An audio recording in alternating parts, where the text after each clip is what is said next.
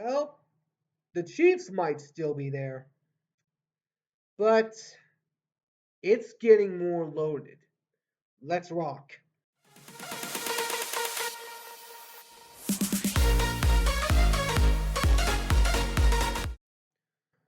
All right, what's going on, guys? My name is Antonio, and welcome back to the All Round Sports Podcast. Today, we are talking about the AFC West.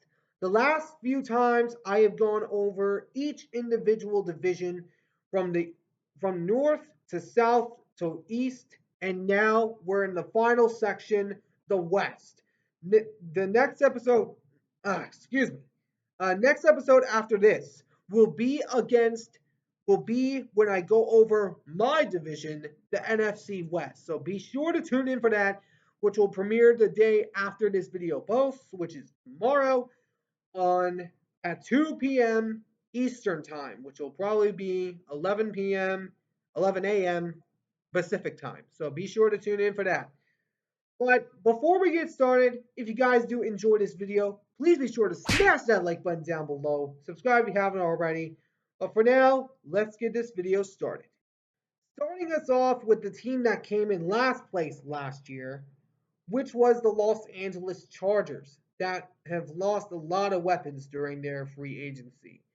They lost a boatload of guys. They lost Keenan Allen in the trade with the Bears. They lost Austin Eckler to free agency. And they also lost Gerald Everett in free agency also to the Bears. But they did go out there and get a few guys. They got Uncle Will Disley, and I hope he succeeds up there. They also ended up getting Led McConkey and also along Brendan Rice, the son, of course, of the great legend of receivers, Jerry Rice. But the most important move that this Chargers team has made is the return of the one of the greatest head coaches that ever existed in San Francisco during the modern era. Jim Harbaugh is finally back, baby. And man, when I heard that Jim Harbaugh was back, I was so stoked. And it was someone other than the Niners. But that's another topic for another day.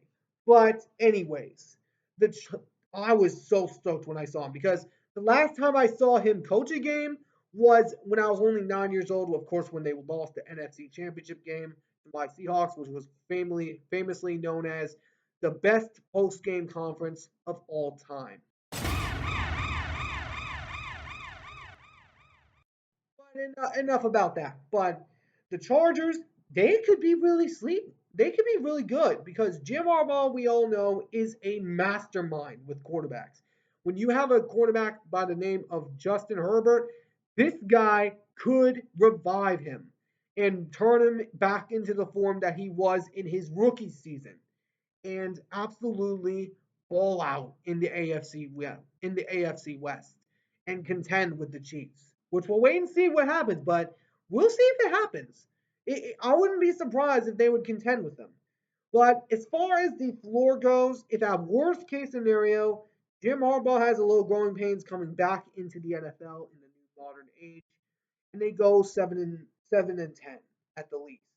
But as far as the best case scenario goes, I'm going with 10-7. Sorry, I had to cut out for a minute. My pups were barking as you could probably tell the way I cut it out. But anyways, 10-7, I believe, is because I truly believe this could be the case. Because if Jim Harbaugh can come back to his form that he was when he was with the 49ers, which are still probably missing him, this Chargers team could be really dangerous. But of course, we'll wait and see what happens. But let's move on to the next team. Next up is the team that I like to call the Donkeys, the Denver Broncos. That have officially lost the Russell Wilson trade.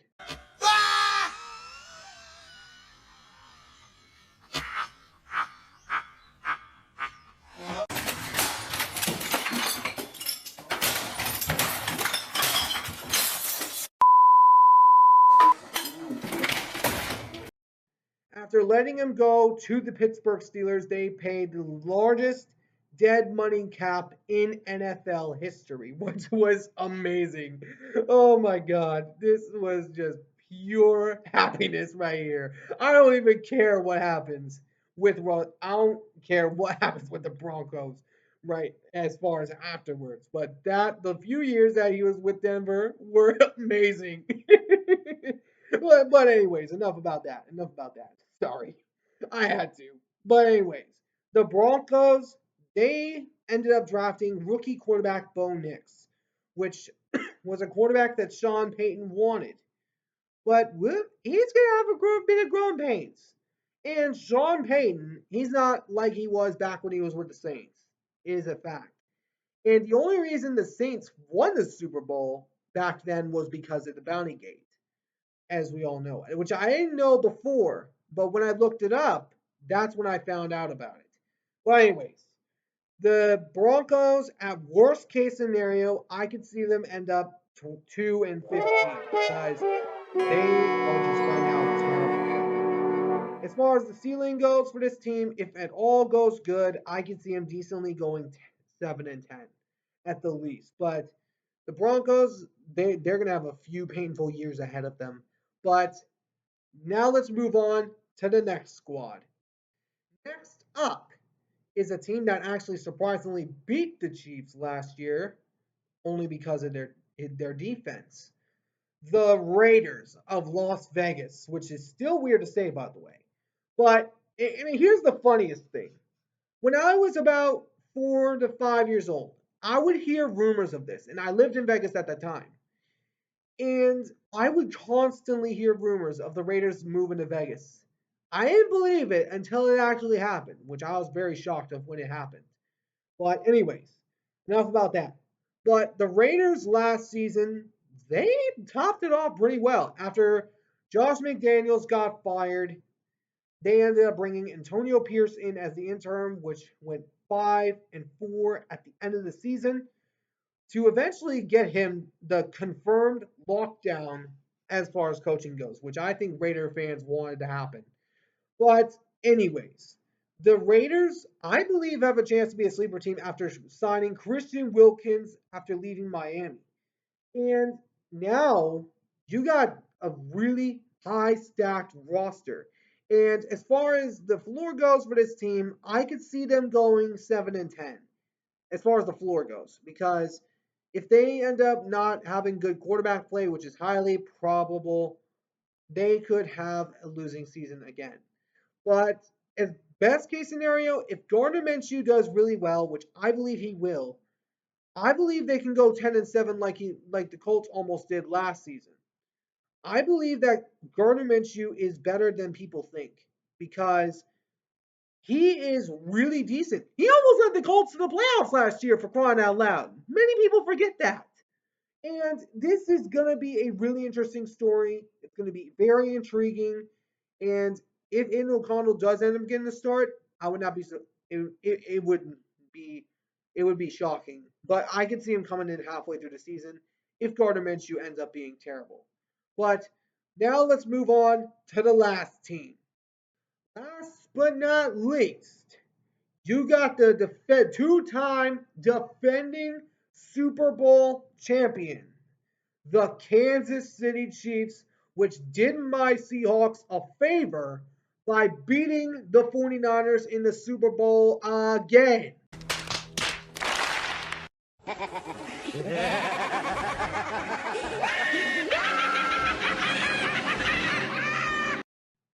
Sorry, Niner fans, I just had to bring that up. But anyways, the Chiefs, they got a new roster around them as far as the offense goes.